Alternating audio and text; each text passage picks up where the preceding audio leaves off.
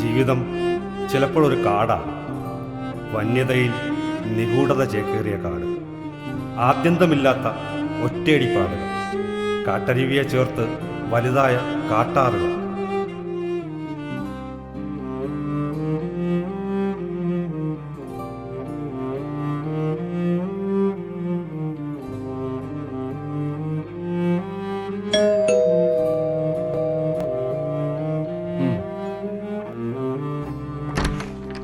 ആഹാ, ആരാ ഇത്?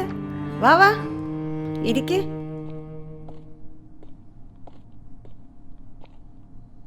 ഇന്നലെ എനിക്ക് സുഖമില്ലായിരുന്നു ചേച്ചി, അതാ. ഇവനിന്നലെ രാത്രി വരെ നോക്കിയിരുന്നു.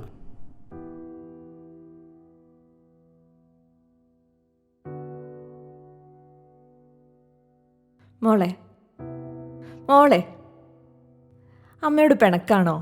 എന്തെങ്കിലും ഒന്ന് കഴിക്ക്. ഇന്നലെ ഒന്നും കഴിച്ചില്ലല്ലോ. നമുക്ക് അപ്പുച്ചേട്ടന്റെ ബർത്ത്ഡേക്ക്, അടുത്ത ബർത്ത്ഡേക്ക് ഒരു ഗിഫ്റ്റ് വാങ്ങിക്കാം, പോരെ? വേണ്ട, എനിക്ക് ഇപ്പൊ തന്നെ കൊടുക്കണം. അതിന് അപ്പുച്ചേട്ടന്റെ ബർത്ത്ഡേ ഇന്നലെ കഴിഞ്ഞില്ലേ? അപ്പുചേട്ടൻ നാളെ വരുമ്പോ എന്റെ അടുത്ത് പിണങ്ങൂലേ? എന്തെങ്കിലും കൊടുക്കണം അമ്മ. മോളെ, നമ്മൾ അത്ര ഗതിയുള്ളവരൊന്നല്ല. എന്നാലും അമ്മയുടെ പൊട്ടബുദ്ധിക്ക് ഒരു കാര്യം തോന്നുന്നുണ്ട്. നമുക്കത് ചെയ്താലോ? ബാ, നമുക്ക് ഇത് കൊടുത്താലോ? ഇത് കൊടുക്കാൻ പറ്റോ? പറ്റും.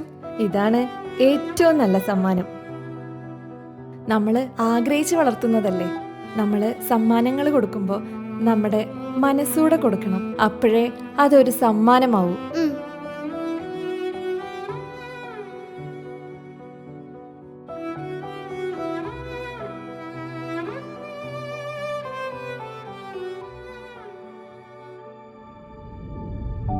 കൊടുക്ക് മോളെ.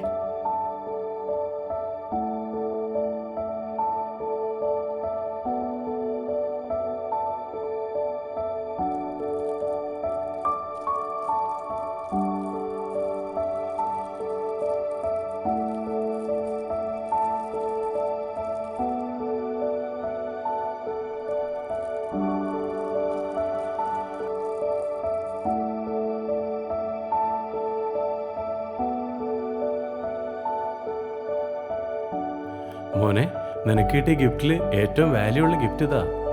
എന്തായാലും എൻ്റെ മോന് വ്യത്യാസമുള്ളൊരു സമ്മാനം കിട്ടി. അതെ, മരം എന്ന് പറഞ്ഞാൽ ഒരു തലമുറയാ. ഈ പ്ലാസ്റ്റിക് കളിപ്പാട്ടം കൊണ്ട് വീട് നിറയ്ക്കാതെ എല്ലാരും ഇതുപോലെ തന്നായിരുന്നെങ്കിൽ. ശരിയാ, ഓരോ മനുഷ്യരും ഓരോ മരങ്ങളാവണം നാടിനു വേണ്ടി. എന്നിട്ട് ഒരു കാടാകണം, സ്നേഹത്തിന്റെ കാട്. ജീവിതം കാട് തന്നെയാണ്. ജനിമൃതികൾക്കിടയിൽ ഭ്രമമുണർത്തി കടന്നുപോകും